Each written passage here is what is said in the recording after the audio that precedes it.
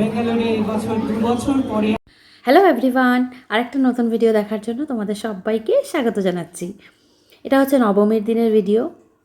তো এখন আমরা প্রায় 3টা বাজে, এখন আমরা লাঞ্চ করে সাজুগুজু করে বেরিয়ে পড়েছি পুজো দেখার জন্য।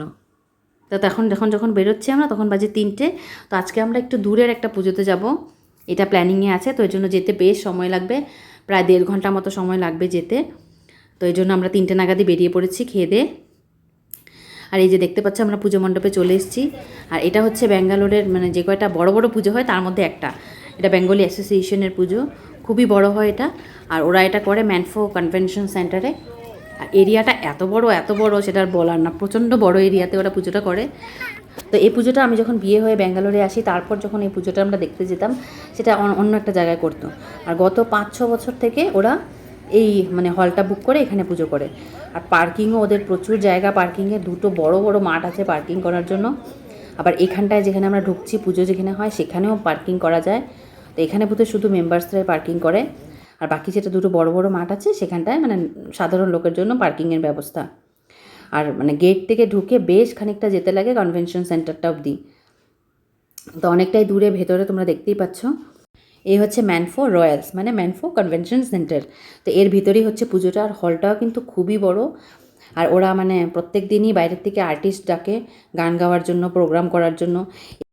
এইবার বোধহয় নবমীতে অনন্যা এসেছিলো, সারেগামার পার যে কন্টেস্ট্যান্ট ছিল অনন্যা, সেই অনন্যা এসেছিলো। আরও বাকি 2 দিন ফসিল এসেছিলো বোধহয় কোনো একদিন, আমার ঠিক মনে নেই কোন দিনকে এসেছিলো।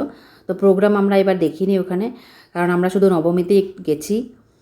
আর হলের দেখতে পাচ্ছ 2 সাইডে স্টল বসেছে, অনেক রকমের জিনিসপত্র। তো আনন্দ পাবলিশারের দোকানও বসেছিল। তো আমি শেষের দিন গেছি, এই জন্য তেমন কিছু বই আমি পাইনি। তো একটা বই পছন্দ হয়েছে, সে একটা বই আমি কিনেছি। আর এই দেখতে পাচ্ছ ওদের ঠাকুরটা কিন্তু প্রত্যেকবারই খুবই সুন্দর হয় ওদের, একদম মানে দেখেই মনটা ভরে যায় ওদের ঠাকুরটা। তো আমরা অনেকক্ষণ এখানে ছিলাম, মানে ঠাকুর দেখলাম, ফটো তুললাম, ভিডিও করলাম, এইসব করে তারপর আমরা বাইরে এসেছি। আজকে আমরা আর কোথাও যাব না, এখানেই বসবো, খাওয়া দাওয়া করব। বাইরে গিয়ে আমি তোমাদের দেখাচ্ছি খাবার দোকান কেমন, মানে অনেক খাবারের দোকান। আর এখানটায় কিছু খাওয়া দাওয়া করে তারপর আমরা আবার চলে যাব তাড়াতাড়ি করেই, কারণ আমি তোমাদের কালকের ভিডিওটাতেই বলেছিলাম যে আমাদের বাড়ির সামনে যে পুজোটা হচ্ছে সেখানে আসবে লোপামুদ্রা মিত্র। তো ওর প্রোগ্রামটা আজকে দেখার ইচ্ছে আছে। তো ওর বলেছে 7:30টার থেকে বোধহয় শুরু হবে ওর প্রোগ্রাম। তো মানে মোটামুটি 7:30-8টার মধ্যে আমরা ওইখানটায় পৌঁছানোর চেষ্টা করব। এই দেখতে পাচ্ছ ডান দিকে পুরো মেলা বসে গেছে, অনেক রকমের জিনিসের দোকানপত্র, আর সবচেয়ে বেশি দোকান হচ্ছে খাবারের। আর এবার তো দেখলাম ওরা মানে বড় বড় যেটা রেস্টুরেন্ট আছে ওইখান থেকেও স্টল বসিয়েছে ওরা, শেফরা এসে রান্না করছে, শেফকোট পরেও রান্না করছে এরকম। এই দেখো গয়নাগাটির দোকান। তো আমি কিছু কিনিনি এবার, জাস্ট এদিক ওদিক দেখলাম একটু কি আছে। তো এবার দোকান আমি মানে এই রকম জিনিসের দোকান একটু কমই ছিল, কিন্তু খাবারের দোকানের স্টল তো প্রচুর ছিল। আর আর আসলে ওরা এখানটায় মানে দোকান দিতে গেলে জিনিসপত্রের দাম অনেকটাই বেড়ে যায়, কারণ এর ভাড়া অনেক। এই দেখতে পাচ্ছ খেলনার দোকান। আর খেলনার দোকান দেখলে তো অভ্রবাবু তো যাবেই, তো গিয়ে এদিক ওদিক করছে কি নেওয়া যায়, এখানে কিছু পছন্দ হচ্ছে কি না ওর, এসব দেখছে ও। আর দেখো এটা হচ্ছে খাবারের এরিয়া। তো সামনের দিকটা দিয়ে আমরা ঢুকলাম, আর তার পাশে 3 দিকেই পুরো খাবারের দোকান, মাঝখানটা একদম ফাঁকা, ওখানে লোকেরা বসছে, ঘুরছে, খাচ্ছে।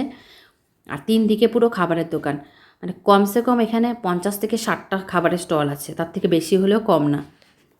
তো আমরা এখন ঢুকছি, দেখছি কি খাওয়া যায়। তো এখানে দেখো চপ, কাটলেট এসব ওরা রেডি করে রেখে দিয়েছে, বললেই ভেজে দিচ্ছে। তো আমরা এখান থেকে খেয়েছিলাম লুচি আলুর দম বোধহয়, না লুচি কষা মাংস, আমার ঠিক মনেও নেই এতদিন পরে। তো অনেক কিছুই আমরা খাওয়া দাওয়া করেছি। তো এখানে আমরা চেয়ারও পেয়ে গেছি একটু বসার জন্য, তো বসেছি একটু বসে।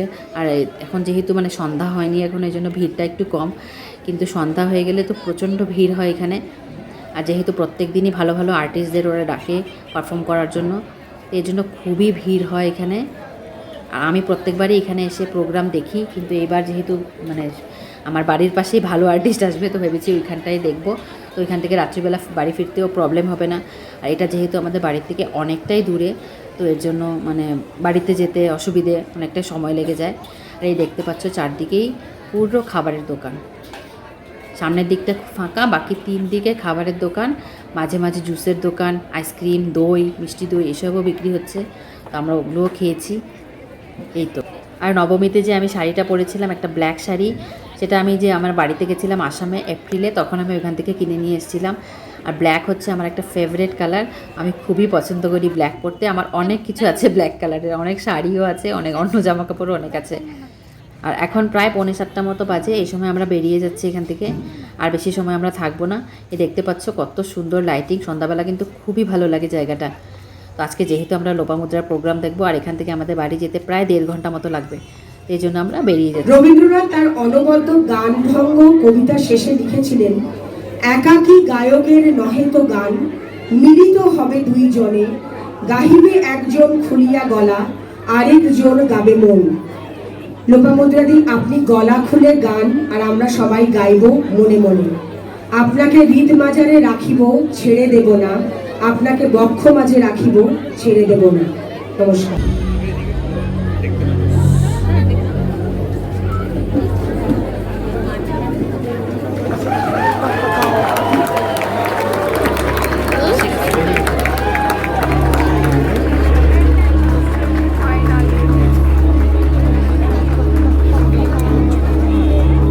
আর এখানে লোপামুদ্রার প্রোগ্রাম শুরু হয়েছে প্রায় 8:30 নাগাদ। 7:30 হওয়ার কথা ছিল, তো ও এসছেই লেট করে, তো 8:30 নাগাদ শুরু হয়েছে।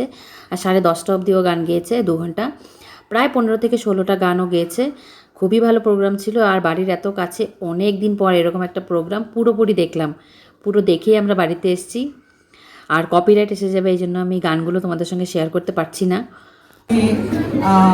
বেঙ্গালুরে এবছর 2 বছর পরে আমরা এত আনন্দ করতে পারছি, এবং সেই পুজোটা ব্যাঙ্গালোরের 3য় দিন, এবং এবারের পুজো আপনাদের সঙ্গে শেষ হবে। তা সেটা একটা বিরাট আনন্দের ব্যাপার।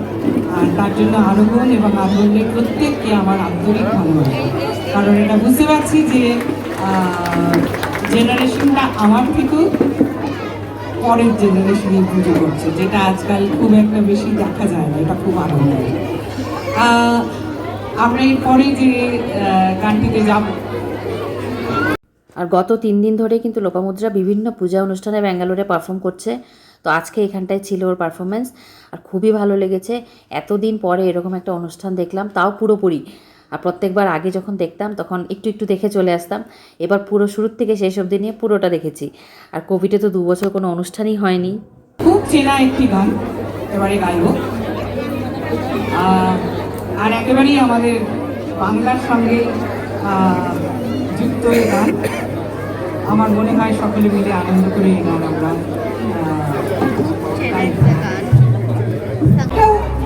বিষয়। সেটা হচ্ছে যেটা পারিনি, সেটা হচ্ছে একমাত্র আমার মাতৃভাষা বাংলায় গান দিয়েছে। আর এটা এখন বেশ আমি বেশ অহংকার ব্যাপার যাবে যে আমার 90 কেজি ওজন আর আমি বাংলায় গান। তো এই ছিল লোপামুদ্রার প্রোগ্রাম। আর ডিনারের জন্য আমরা ওই পূজা প্যান্ডেল থেকে বিরিয়ানি পার্সেল করে নিয়ে এসেছিলাম। তো এই হলো আমাদের এই বছরের দুর্গাপূজার ঘোরাঘুরি। আশা করি তোমাদের ভিডিওগুলো ভালো লেগেছে। যদি ভালো লেগে থাকে অবশ্যই একটা লাইক করো। ফিরে আসছি নতুন কোনো ভিডিও নিয়ে। তোমরা সুস্থ থেকো, ভালো থেকো, বাই বাই।